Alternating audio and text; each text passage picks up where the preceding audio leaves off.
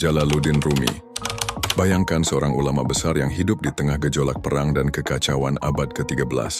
Dari seorang guru agama yang khusyuk, ia berubah menjadi penyair cinta ilahi paling terkenal sepanjang masa. Dialah Jalaluddin Rumi, seorang yang syair-syairnya masih hidup, bahkan lebih dari 7 abad setelah wafatnya. Satukung kelahiran dan latar belakang keluarga. Nama lengkap, Jalaluddin Muhammad bin Bahauddin Walad. Lahir 30 September 207 di Balkh, Afghanistan sekarang, saat itu bagian dari Kekaisaran Khwarezmia.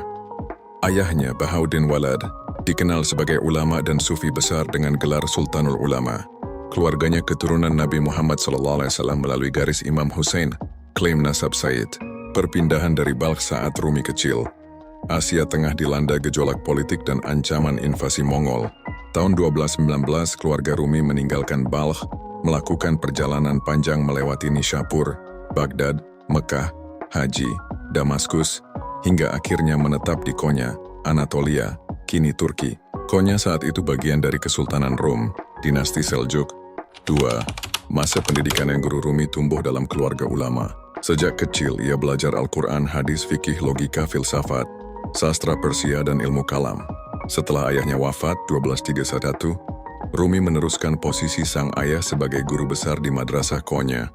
Ia juga sempat belajar di Aleppo dan Damaskus, 2 pusat ilmu Islam terkemuka kala itu. Guru-guru penting Rumi antara lain ayahnya sendiri, Bahauddin Walad, Syekh Burhanuddin Muhaqqi Tirmidzi, murid kepercayaan ayahnya, ulama-ulama Damaskus yang mengajarkannya filsafat dan tasawuf. 3. Pertemuan dengan Syamsuddin Tabrizi tahun 1244. Kehidupan Rumi berubah total ketika bertemu Syamsuddin Tabrizi, seorang darwis pengembara dari Tabriz, Iran.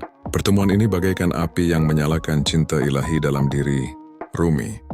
Syams memperkenalkan pengalaman langsung dalam merasakan Tuhan melalui cinta, bukan sekadar teori.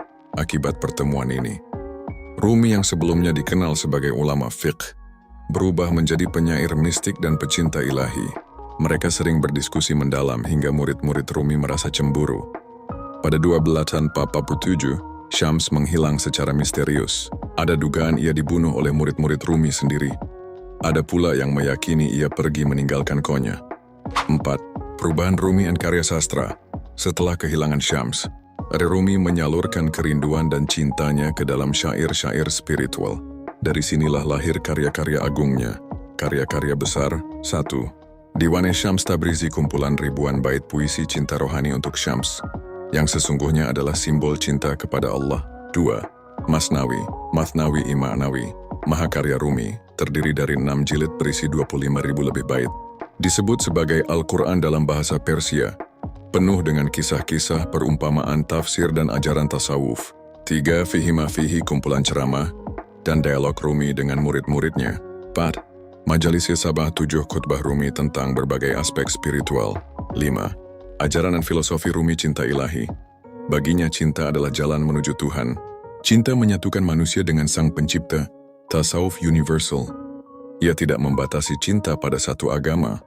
Bagi Rumi, cahaya Tuhan bisa ditemukan di mana saja. Tarian Sufi Ibn Sema. Rumi menginspirasi lahirnya tarian darwis berputar, Whirling Dervishes, sebagai simbol perjalanan ruh menuju Tuhan. 6. Akhir kehidupan Rumi, wafat pada 17 Desember 1273 di Konya, Turki.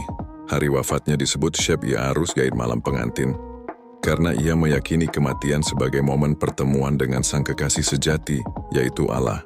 Makamnya kini menjadi Museum Mevlana di Konya, yang masih ramai diziarahi jutaan orang setiap tahun. 7. Warisan dan pengaruh syair-syair Rumi masih menjadi salah satu karya sastra paling banyak dibaca di dunia. Ia bukan hanya dihormati di dunia Islam, tapi juga di Barat sebagai simbol cinta, kedamaian, dan spiritualitas universal. Tarekat Mevlevi, darwis berputar, didirikan oleh murid dan keturunan Rumi untuk melestarikan ajarannya. Rumi bukan sekadar penyair, ia adalah jembatan antara manusia dan Tuhan melalui bahasa cinta. Ia mengajarkan bahwa di balik setiap kerinduan, ada jalan pulang menuju Sang Pencipta. Hingga hari ini namanya tetap bersinar, dan syair-syairnya terus menjadi pelita bagi hati yang mencari makna. Karena bagi Rumi, kematian bukanlah akhir, melainkan sebuah pertemuan indah dengan sang kekasih sejati.